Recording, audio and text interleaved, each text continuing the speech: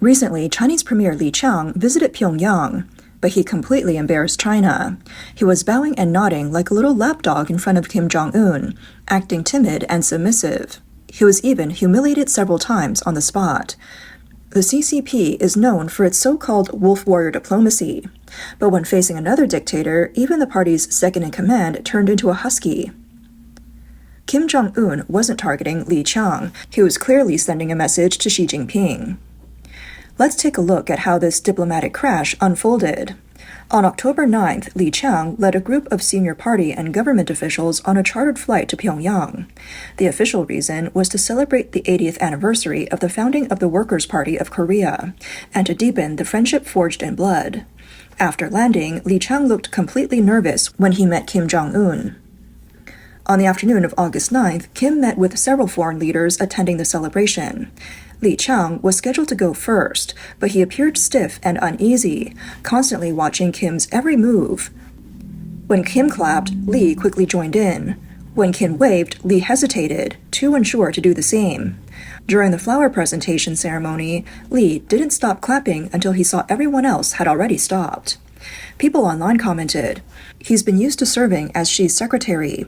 Even as premier, he still acts like Xi's assistant, so he feels uneasy wherever he goes." And others said, "When you've been a servant too long, it becomes part of your bones." During the main events, things got even worse. Li Qiang was completely overshadowed by Vietnamese Communist Party leader To Lam. While Kim Jong Un and To Lam chatted and laughed like long-lost brothers, Li stood awkwardly on the side, trying to find a chance to speak. But Kim didn't even bother to turn his head. Li just stood there, too afraid to step forward for fear of stealing attention, and too hesitant to back away for fear of seeming rude.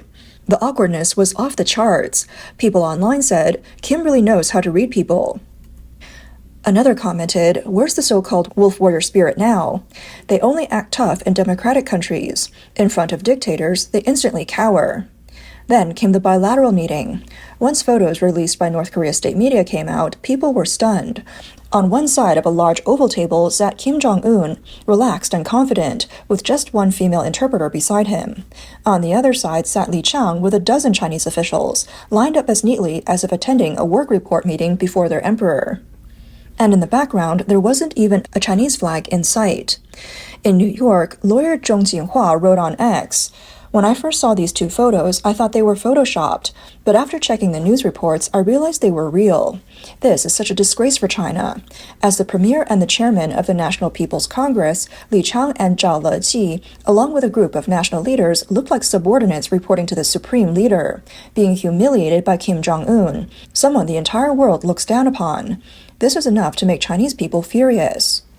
People in the comments mocked, "Not only do they give money and gifts, they also have to act like servants." Another said, "No matter how high their rank, Chinese officials still show genuine respect when meeting dictators. It's just in their nature." The most striking moment came during the farewell scene. On October 11th, as Li Qiang prepared to leave Pyongyang, a video appeared online. Kim Jong Un stood there with one hand in his pocket, the other swinging casually, chatting with his staff and not even glancing at Li Qiang. Li stood stiffly, hands at his sides, looking like a student waiting for the teacher's comments. Kim finally turned his head, gave a slight nod, and kept a dark expression the entire time. As the car pulled away, Li Qiang waved frantically from the window, while Kim gave a lazy wave and walked off as casually as if he were shooing a fly. The Chinese online community erupted. A premier of a major country humiliated like this. How pathetic. Another added, "Look at Kim's face and gestures. He was completely impatient, just going through the motions." Someone else commented, "He's still a national leader, yet he acted so submissive in front of a dictator. What a disgrace. This is the most looked down upon premier since the founding of the CCP regime." One joked, "If I were him, I'd probably jump into the Yalu River. How could he still have the face to return home?"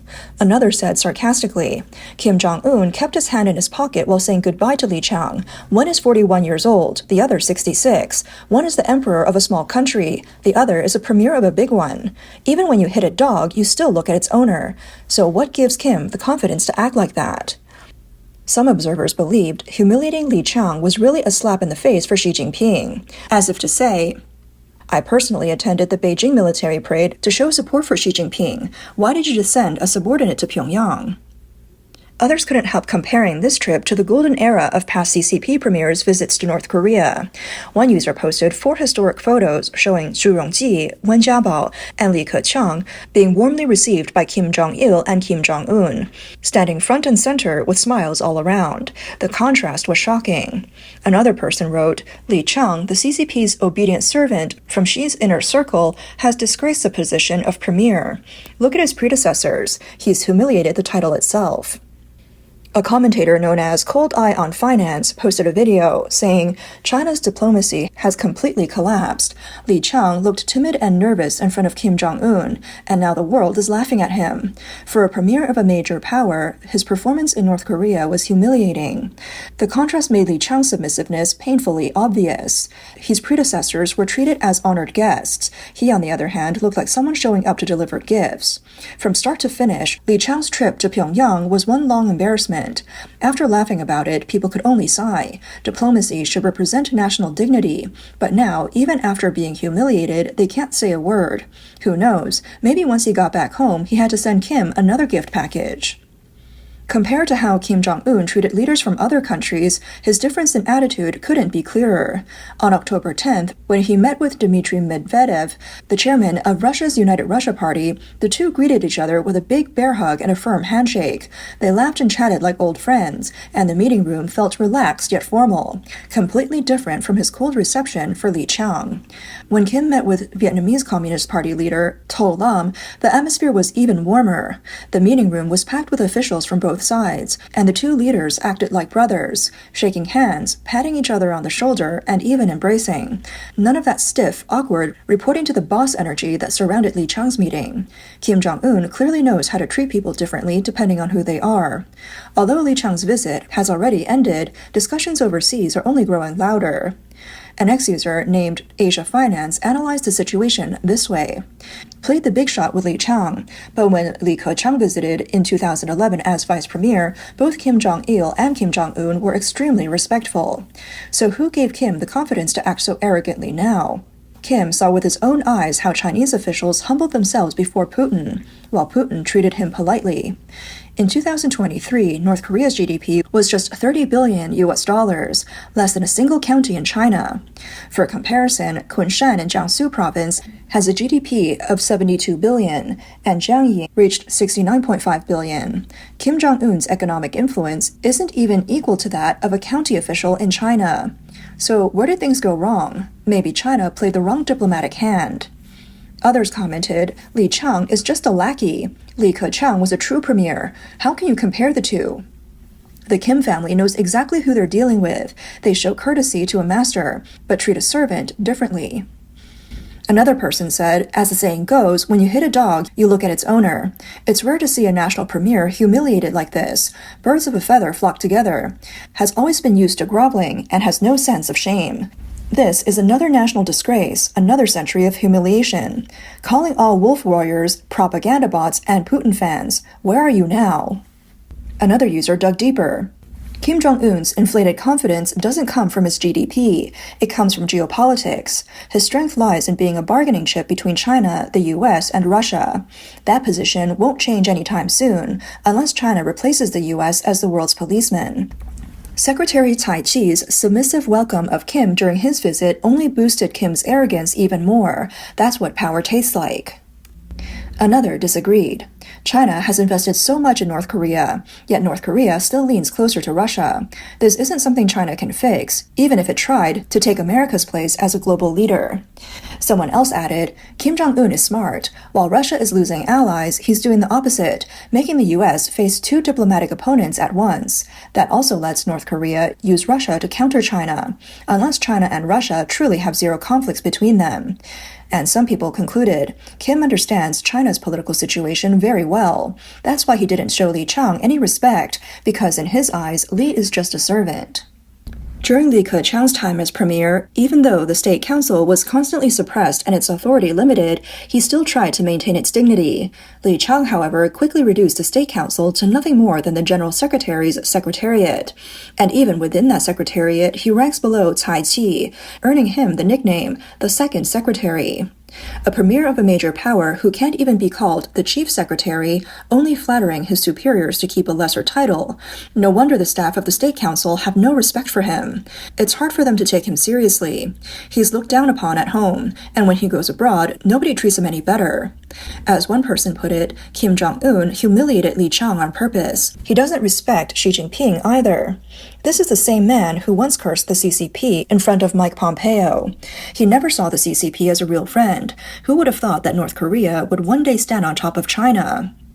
The CCP has become the obedient dog within the axis of evil. This comes from its foolish diplomacy strategy. Never has such a rich, militaristic country acted so small within its own alliance. It's an absolute joke. Chinese political commentator Chen Po-kong, who is now based in the U.S., said Li Qiang's behavior perfectly embodies a servant's mentality. Chen says, "This is the kind of official Xi Jinping trains and cultivates.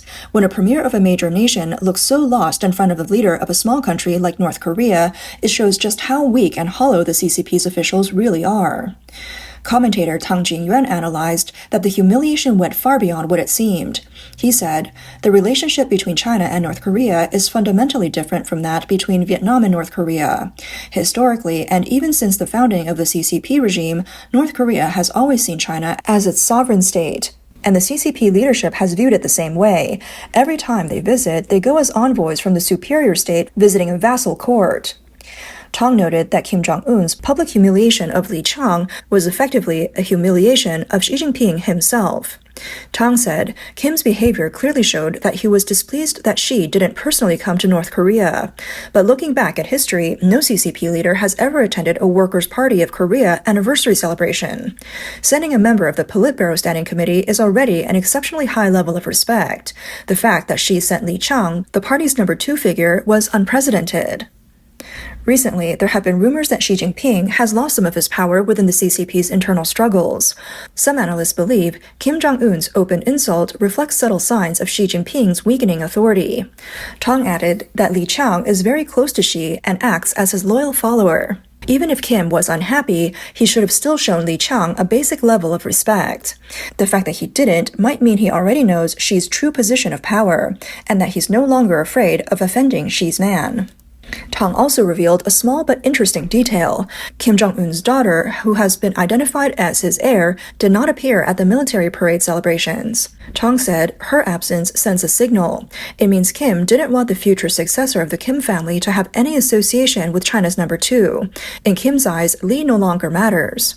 Tang concluded, Kim Jong-un's public humiliation of Li Qiang was really a slap at Xi Jinping, showing signs of Xi's declining influence. It also exposes a major diplomatic failure in China's policy towards North Korea.